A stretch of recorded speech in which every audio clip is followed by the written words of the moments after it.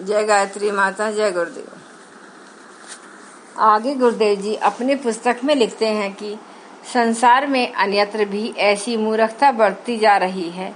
इसकी विस्तृत जानकारी प्राप्त करके उन्हें और भी अधिक वेदना हुई।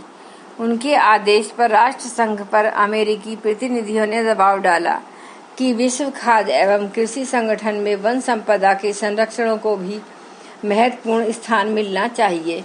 वैसा हुआ भी।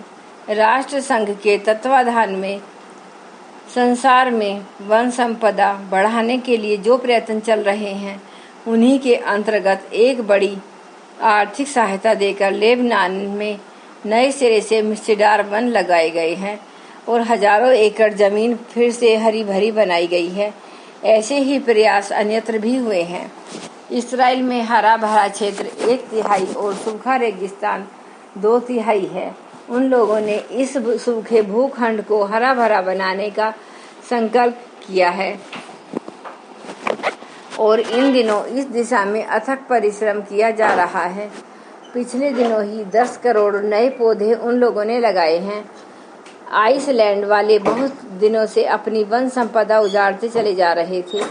फलस्वरूप वे अपनी उपजाऊ भूमि में हाथ धो बैठे। सन 1964 के बाद उनकी आंखें खुली और योजनाबद्ध रूप से 20 लाख नए पेड़ लगाए। टास्मानिया का भी यही हाल हुआ। उन लोगों ने वृक्ष संपदा गंवाई। फलस्वरूप रेतीली आंधियां का सर्वनाशी सिलसिला आरंभ हो गया। घास पत्ता तक को उनने अपने पेट में निगल लिया। जब जीवन मरण का सवाल पैदा हुआ तो उन्होंने ऊंचे चीड़ और देवदार के पेड़ लगाकर रेतीली हवाओं से रोकथाम की और 1500 एकड़ जमीन रेगिस्तान के मुंह में से उगलवाई। स्कॉटलैंड में कुल्विन सैंड्स नामक 6 मील लंबा और 2 मील चौड़ा सा रेगिस्तान था। उन लोगों ने इस अजगर का मुंह कुचल कर रख दिया और अब वहां हरे भरे उद्यान लहला रहे हैं। लीबिया ने अपने रेगिस्तानों को छोटी झाड़ियों से पाट देने का निश्चय किया और वे उस प्रयास में भली प्रकार सफल हो रहे हैं। ऑस्ट्रेलिया ने अपने 7 इंच जितनी सुलभ वर्षा होने वाले क्षेत्र में संसार भर 83 जाति के ऐसे पौधे मंगवाकर वहां रोपे हैं जो सूखे आव भाव में भी पनप सकते हैं। आग की तरह तपने वाले बूमेटा रेगिस्तान का एक बड़ा भाग अब वृक्षारोपण के अभिनव प्रयासों से हरा भरा बनाया जा चुका है। उस क्षेत्र के किसान डेसमार्ड फाइलिस ने अपने एकाकी प्रयत्न से 6000 वृक्ष लगाए हैं जो अब 20 फुट से भी ऊंचे हैं। इन वृक्षों ने उस क्षेत्र की भयंकर खुशियों को मनुष्यों और पशुओं के रहने योग्य बना दिया है। मोरक्को ने अपनी कुंभकर्णी नींद त्याग कर अपनी नष्ट होती वन संपदा को संभाला है।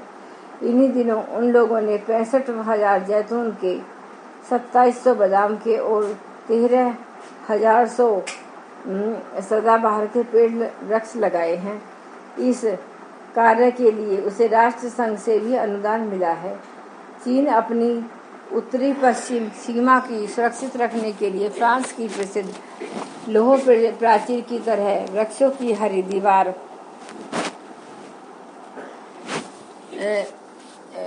वहां बंजर यह दीवार 6000 मील लंबी और कई मील चौड़ी होगी। वहां बंजर प्रदेशों को वृक्षों से पार देने का कार्यक्रम चल रहा है। अब संसार का हर देश समझ गया है कि मनुष्य जीवन के लिए पशु संपदा से बढ़कर वन संपदा का महत्व है। इसलिए उसे राष्ट्रीय संपत्ति से उच्च स्थान दिया जाता है। इसे बढ़ने के प्रयास को खाद्य उत्पादन स्तर का महत्व दिया जा रहा है।